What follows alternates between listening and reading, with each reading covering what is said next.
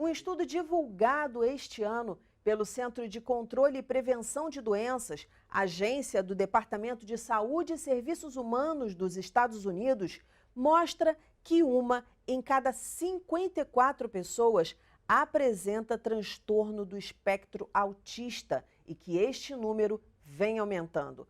As pesquisas se baseiam em dados coletados 4 anos antes da publicação. O Brasil toma esses estudos como base, por não desenvolver pesquisas concretas sobre o assunto. Para entender o que vem sendo estudado e como se manifesta o transtorno do espectro autista, está no ar o Educação.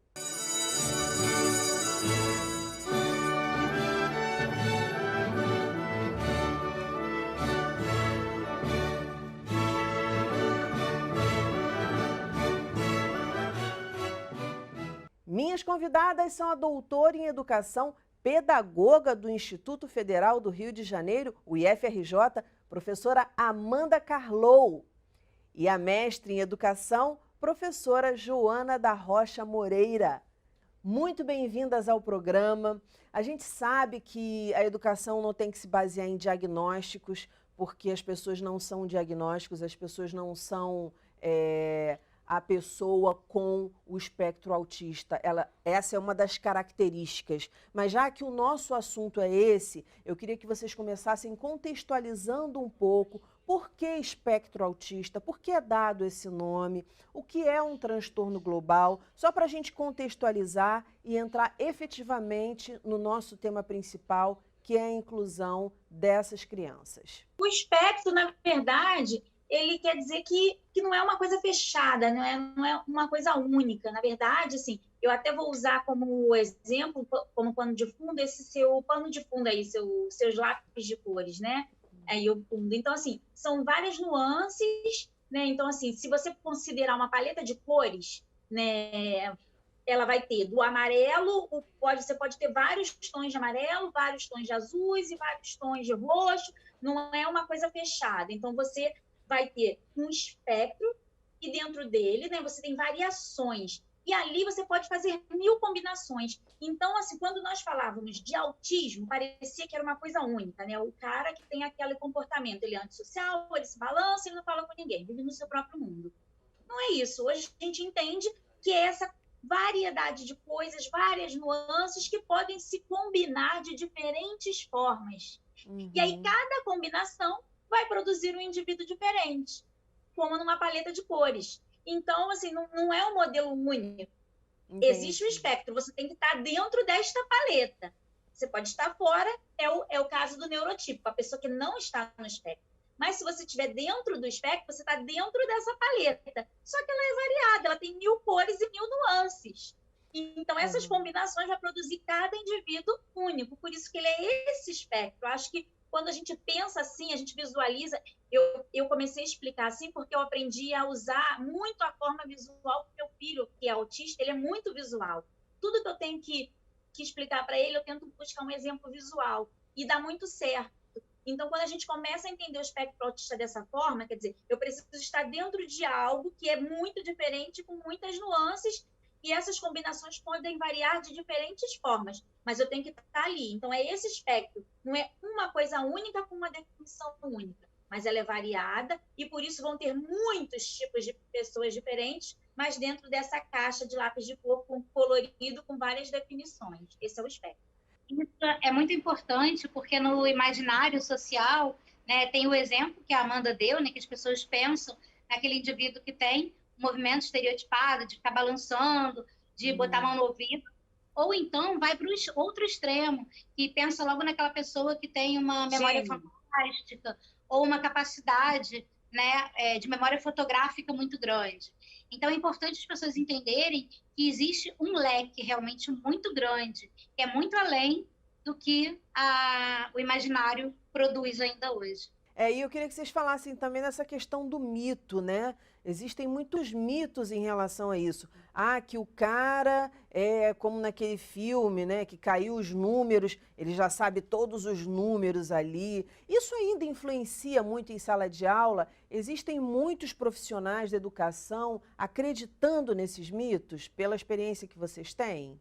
tempo todo. E isso influencia, essa é a questão, porque aí há o preconceito, né? Então, assim, se não se encaixa dentro desses mitos, né, que as pessoas acreditam, então ele não é autista, então ele não parece autista, então ele não merece o tratamento que essa condição exige. E aí acaba se não adaptando o currículo, não adaptando as atividades escolares, não respeitando as diferenças e as diversidades do processo de aprendizagem daquele indivíduo, porque ele não se encaixa nesse modelo, nesse mito que é criado sobre a pessoa com autismo. Então, assim, conhecimento é importante, né? Levar informação sobre o que é o autismo é importante, porque senão a gente fica engessado dentro desses mitos, e aí, se aquele teu aluno não se encaixa dentro do que você acredita do mito, ou é o cara super inteligente, ou é o cara que não socializa, não olha nos olhos, se ele não se encaixa nesses preconceitos, nesses mitos já engessados, né?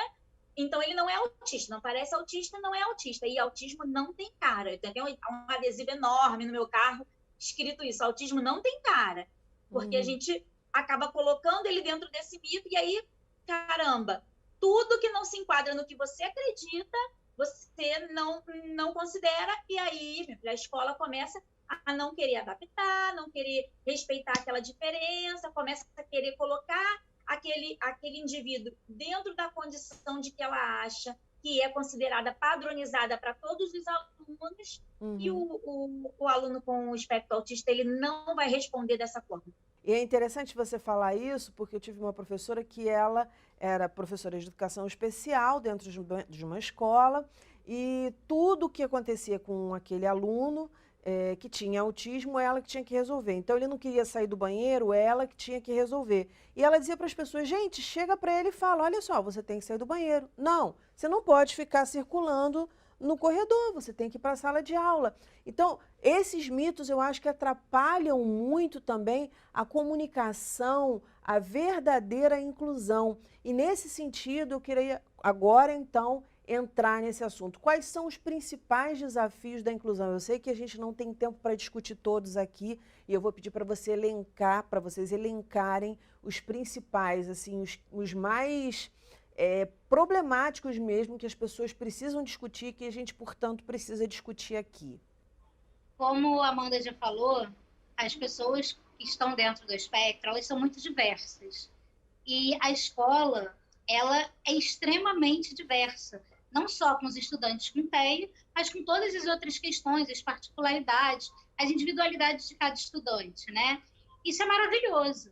Só que a gente tem um modelo educacional que não está pronto para lidar com essa diversidade. Eu acho que a grande questão com relação à escola é essa. Aproveitando a fala da Joana, eu também queria apontar a questão da avaliação, que ainda quer enquadrar o aluno, né, no transtorno do espectro autista, num número, numa nota, sem considerar as habilidades e inabilidades, né? O importante da avaliação é considerar o processo de ensino como um todo, o que ele desenvolveu das suas habilidades e o que ainda ele precisa desenvolver das suas inabilidades. O processo de inclusão ainda esbarra nisso, nesse ponto, né? Que quer classificar o aluno de qualquer jeito. E aí isso vai ser um entrave, porque parece que o aluno não se desenvolve porque ele não atinge aquele determinado número. E a outra questão, que tem a ver com a avaliação, são as adaptações. Como que eu vou entender que aquele aluno está se desenvolvendo se eu não consigo adaptar, formas de adaptar para que ele realmente aprenda, né? Eu não vou conseguir, se eu tenho um aluno que é diferente no modo de vivenciar as experiências pedagógicas, no modo de aprender, e aí eu preciso de adaptar as situações de aprendizagem para que ele realmente se desenvolva. Eu não faço isso e, no final, quero classificar ele numa nota. Isso é extremamente injusto com o indivíduo que está dentro da escola. Então, é óbvio que o processo de inclusão vai ter um entrave, vai parar aí. Então, hoje, assim, eu aponto esses dois momentos, né, que é o da avaliação e o da adaptação, como ainda um entrave. E o terceiro, a falta de informação e preparo, tanto da escola, dos professores, quanto de todo o contexto escolar, de entender exatamente o que é o transtorno do espectro autista e como o aluno que tem esse transtorno vai se desenvolver dentro de um ambiente pedagógico. Então, são três questões, né? Avaliação, adaptação e entendimento, conhecimento sobre o espectro. Certamente, assim, pontos, né, que a Amanda está levantando, eles são fundamentais, né? Tanto é que a gente sabe que existe o PEI, que é o Planejamento Educacional Individualizado. Você tem que traçar objetivos específicos para aquele estudante, para que a gente perceba se ele está desenvolvendo ou não. Questão de formação, a gente também sabe que é uma questão séria, né, importante, que precisa estar pautado aí nas políticas públicas.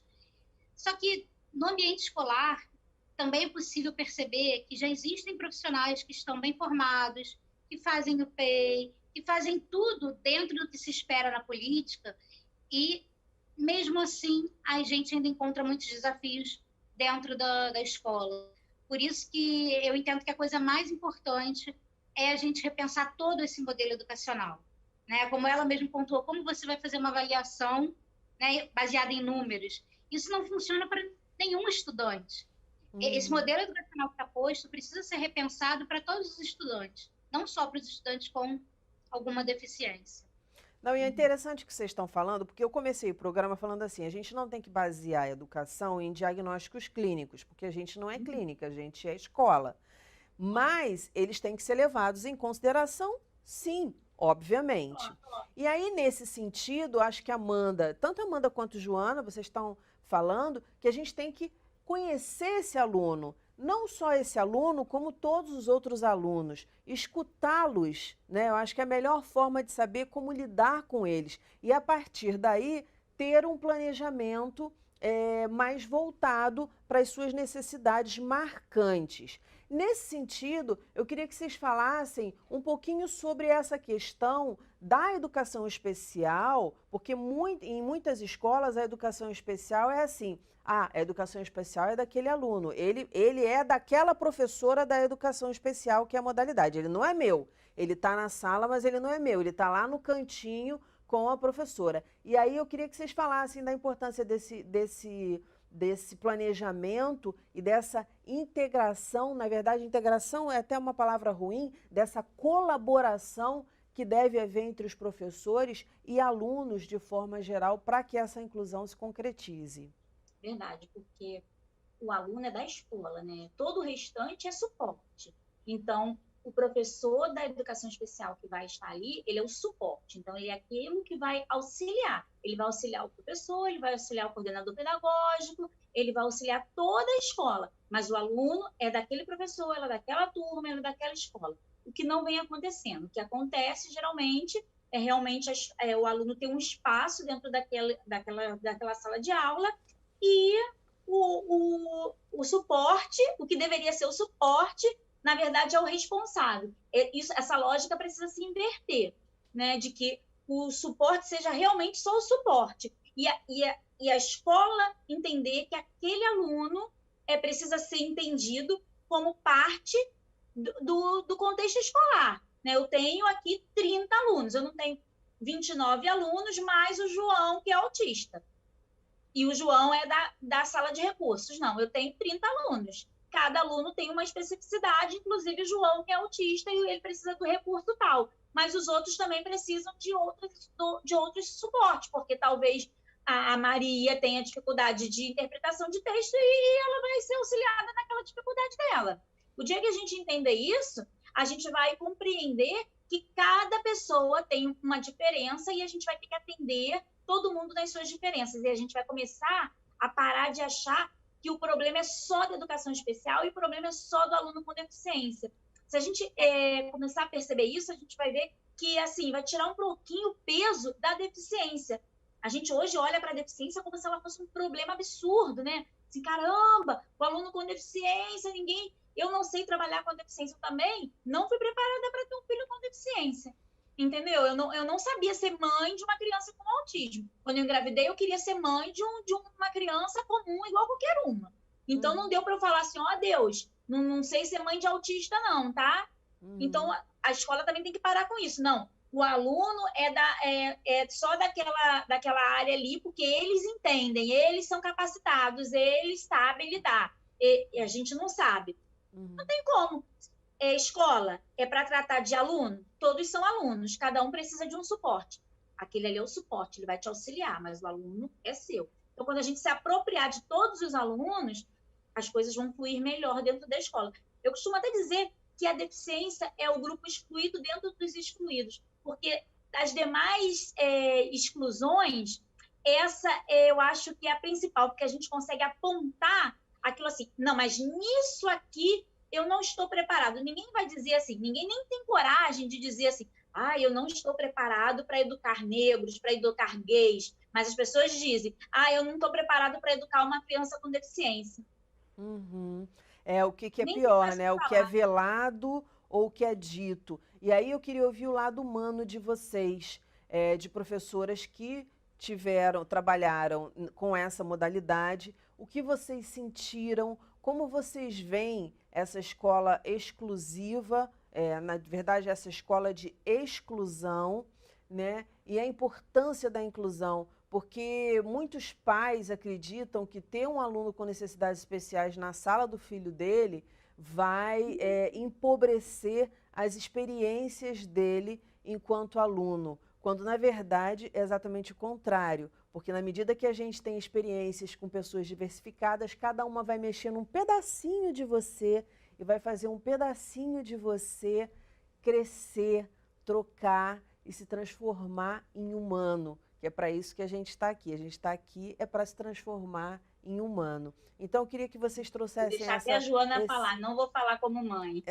Eu queria que vocês trouxessem essa experiência, sabe, porque é incrível como as pessoas não entendem ainda como o contato com a diversidade, ele aumenta o repertório da pessoa e, portanto, isso não é um favor que a gente está fazendo para um grupo.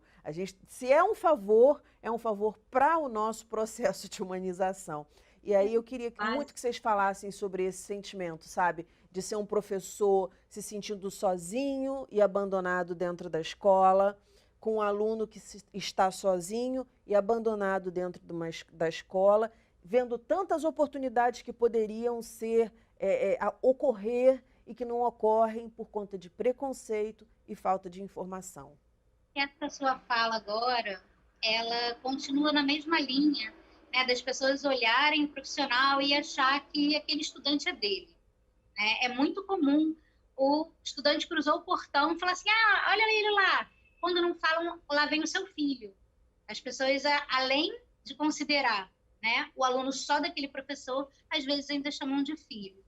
E eu acho que a gente só tem condições de modificar isso a hora que a escola parar para refletir, né, que a identidade de uma escola inclusiva, ela só vai existir quando isso estiver dentro dos projetos pedagógicos, dentro do projeto político-pedagógico da escola. É fundamental que a escola pare, faça uma reflexão, estude a respeito, para que cada funcionário entenda qual é o seu papel no cotidiano. É muito comum também, nós que atuamos, né, diretamente com esses estudantes, tentarmos trabalhar a questão da autonomia e aparecer alguém tentando ajudar. Né? A pessoa acha que fazendo por eles está ajudando. Então, a gente ainda tem muito que percorrer para que a gente consiga, de fato, um ambiente que estimule os estudantes ao máximo. Com essa questão da pandemia, ficou mais evidenciada essa questão da exclusão. Eu queria que vocês falassem um pouquinho pandemia, sistema educacional, transtorno do espectro autista. Eu conversei com uma associação, né, de responsáveis de famílias com crianças e jovens com TEA, e as experiências são muito diversas. Né? Foi com São diversas? São diversas. Algumas mães relatam que melhorou a relação da mãe com a criança, que ela está conseguindo acompanhar melhor determinadas coisas que, às vezes, no cotidiano, no dia a dia, ela não conseguia estar tão próxima. E algumas relataram assim, uma dificuldade muito grande de estar sozinha. Né? Então, acho que isso também tem uma relação muito grande com o que a gente conversou no começo, que é a diversidade imensa que tem no TEA. Né? Não, mas em relação à escola, eu acho que não tem muita diversidade disso, não. Se você está falando da relação da mãe com a criança, né? Ela perguntou com relação à pandemia, né, educação, como está esse cenário. Eu entendi dessa forma. Não, porque eu entendi ela perguntando em relação à escola. E em relação à escola, pelo que eu conheço, eu também participo de muitos grupos de famílias, óbvio, né? Porque eu tenho um filho autista. e assim, a fala generalizada é a mesma que a minha. Na verdade, eu estou participando hoje aqui e participei de mais uma atividade online, porque eu não consigo participar de nenhuma dela. Desde que eu fiquei sem escola, não teve quase praticamente nenhuma adaptação. Acho que tiveram, meu filho não consegue acompanhar, e a sobrecarga é enorme para a família que tem um transtorno do espectro autista. Eu estou aqui para falar com vocês, mas eu estou dependendo de favor de uma pessoa que está com meu filho lá embaixo, e aí eu estou cronometrando, porque eu fico morrendo de medo. Da semana passada para cá, ele teve 3 crises por conta da falta de rotina, que ele perdeu, ele saiu do momento de total rotina, do nada ele ficou sem rotina, sem atividade, sem tratamento, porque no início nem os tratamentos estavam funcionando, a escola parou, foi o caos, e assim, a escola não conseguiu em nenhum momento, assim, pelo menos no início, chegar próximo às famílias e conseguir fazer assim, adaptações. E aí eu quero pontuar o seguinte, a escola não conseguia já no presencial, entende? Então, assim, à distância, na pandemia, nesse momento de contato online, foi praticamente zero. Mas por que foi zero? Porque a gente já tinha muita dificuldade com a inclusão no presencial, entende? Então, assim, nós ficamos totalmente ilhados. Para mim, está sendo ainda muito difícil estar num momento de pandemia, de isolamento, tendo um filho com deficiência dentro de casa e não tendo esse suporte de educação inclusiva, de fato, concretizado no ambiente escolar. Essa é a minha experiência, e assim, nos grupos que eu convivo de mães, de famílias, de familiares, tem sido a mesma experiência, de muita dificuldade. Isso evidenciou mais ainda o quanto que o sistema de ensino não avançou com a questão da inclusão, porque foi um entrave enorme tentar atender, tentar chegar próximo às famílias. Mas já era assim, entendeu? Já é assim dentro da questão do presencial. Mas, na verdade, o que aconteceu foi que, com a pandemia, o atendimento educacional ficou todo muito comprometido, né? Principalmente a educação básica. A gente não tem um histórico, não tem estudos para ensino básico à distância. Né? Sim, então, com certeza. principalmente, já tem essa dificuldade. E aí entra o que você está falando. Né? Você tem que fazer uma adaptação para uma coisa que você já não fazia. Então, isso aí. É um cenário muito complicado. Mas as mães que eu pude conversar, elas tiveram relatos bem diversos. Inclusive, uma das mães é professora, disse que estava recebendo atividade para o filho, e ela falou, eu estou escolhendo não fazer, porque a minha vida está muito difícil, está muito complicada. Eu estou preferindo garantir a minha saúde mental do que me preocupar com conteúdos agora. Então, assim, as escolas isso é verdade. Algumas pessoas falam, eu estou recebendo, mas não quero. Eu estou recebendo, eu também, não fiz nada. Servindo. Tá sendo bom para mim, está sendo proveitoso para o meu filho, a gente está conseguindo desenvolver. E algumas famílias falaram que realmente não estavam recebendo nada adaptado. Então, acho que é difícil a gente tentar fechar uma fala, assim, o que está acontecendo é isso. Essa questão das experiências com a pandemia e com a educação estão muito relacionadas com o que se tem de experiência, porque as crianças que também tinham, crianças e jovens, dificuldade com a rotina de estar na escola, estar em casa hoje também é um sossego para eles. Muitas vezes a escola é um espaço que extremamente desorganiza a estrutura deles. Então, a escola precisa aproveitar e repensar essas questões também. E também tem a questão do público, né? Porque quando a gente lida com a rede privada, você tem um acesso à internet, equipamentos, coisas que os estudantes que são da rede pública já têm muito mais dificuldade. Então, tem uma questão também social envolvida nisso. Também.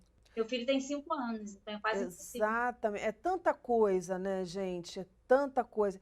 Eu escuto mães de crianças sem deficiência, sem necessidades especiais, que dizem, meu filho mudou de comportamento, mudou de humor. Tem uma pesquisa, a gente gravou aqui no Educação, da Sociedade Brasileira de Pediatria, falando a respeito disso, da mudança de comportamento das crianças, e eu fico imaginando o desafio maior que é realmente ter uma criança com necessidades especiais. No caso das crianças com autismo, muitas delas, ou a maioria, eu não sou especialista para dizer tanto por tantos por cento, até porque, como eu disse no início do programa, a gente não tem pesquisas no Brasil tão específicas a esse respeito, mas o que a gente sabe é que, por linha de característica, uma delas é a questão da rotina, é a questão de você avisar, né? Olha, agora nós vamos fazer tal atividade. Agora, né, eu aprendi isso com uma professora, quando você tem um aluno com autismo em sala de aula,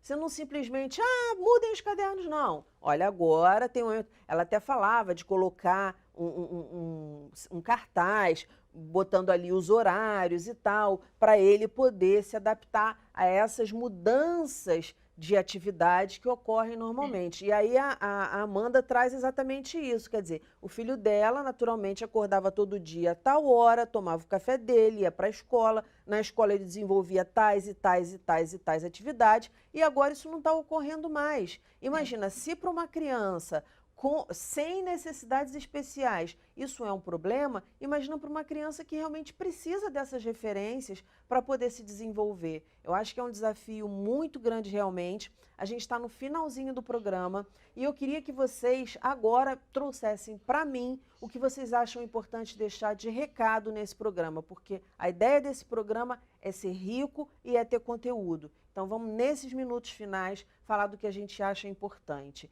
Quem quer começar? Amanda ou Joana? Amanda, pode começar, Amanda, por favor. Eu vou ser breve, eu acho só que a gente deve tirar proveito disso, aprender, porque o ensino presencial vai voltar, então que a gente possa pegar todas as experiências que aconteceram agora, o que a gente não conseguiu fazer, o que a gente conseguiu, e sistematizar para o avanço das questões inclusivas, né? Então, a gente tem muito material, muito estudo de caso para poder conseguir realmente estruturar um projeto que dê certo a partir de então. Isso eu acho que é fato. Outra, eu queria deixar uma dica de leitura, que é o livro que eu lancei em 2019, que fala sobre o poder das pessoas com deficiência intelectual.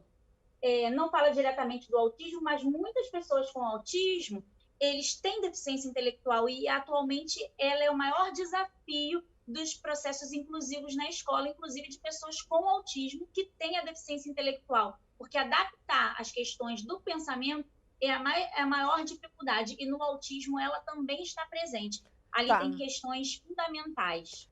Como é que faz para acessar seu livro, enfim, para poder adquirir o seu livro?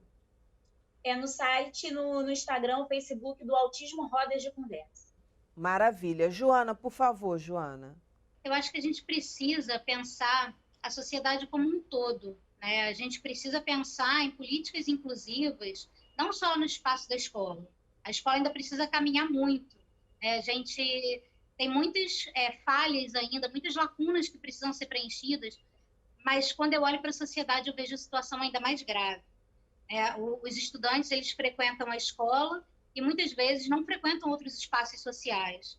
Então, enquanto isso ficar focado só nas instituições escolares, a tarefa é muito mais difícil, porque vai ser ali o único espaço social que a pessoa frequenta, é ali o único espaço onde os outros estudantes têm contato. É preciso que existam políticas sociais para a inclusão na sociedade. E aí, um dos espaços sociais é a escola.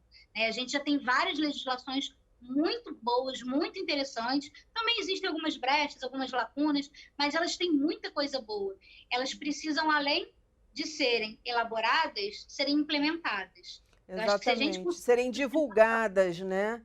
É disso que o meu estudo está falando também, da gente ter, da sociedade, saber o que ela tem direito e quais são os deveres dela com os demais. Gente, muitíssimo obrigada pela participação de vocês aqui. Aprendi muito com vocês. Voltem sempre, porque esse assunto tem que ser discutido cada vez mais. Beijo grande. O nosso programa fica por aqui. Na segunda-feira que vem tem muito mais às 9h da noite. Educação, se você não se envolver, não rola. Momentos de paz e até lá.